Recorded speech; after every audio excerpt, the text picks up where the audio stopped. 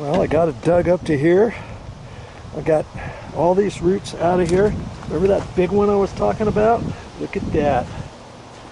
Dug it out. I want to see where it went, because see, it goes uphill and then it goes way down. So I'm going to dig it.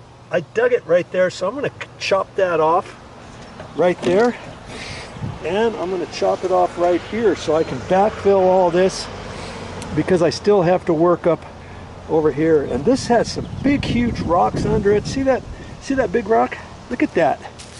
There was 3 of them.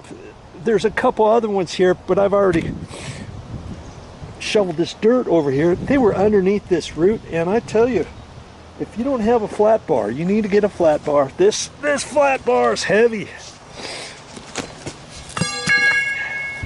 I call it a flat bar because on the end it's flat. On the other end there's a point. See there? And this thing, oh, I don't know, 30 pounds. And I just used that, and away I went, and I got those rocks out. Oh, here's the other rock. See this rock? Look at this. See that?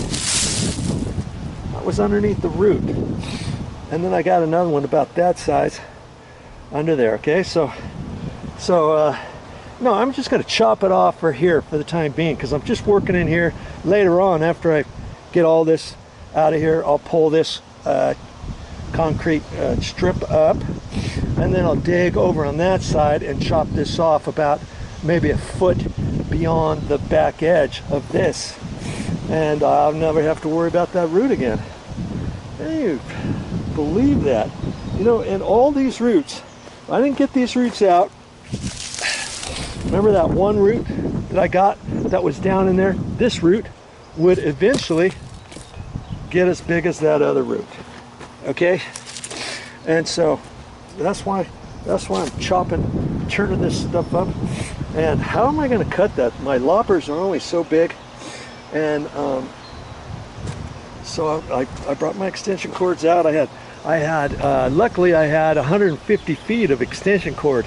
And on my extension cords, I like to get 50 footers, not 100 footers. That way, because lots of times you don't use 100 feet, and then you have to get it out and it gets all tangled up and stuff, and maybe you only need 20 feet of it. So I got 3 50-foot extension cords to get over here, and here's the Sawzall I'm going to use. Okay, and this is just a wood cutting blade, and I had 2 of them that came with this.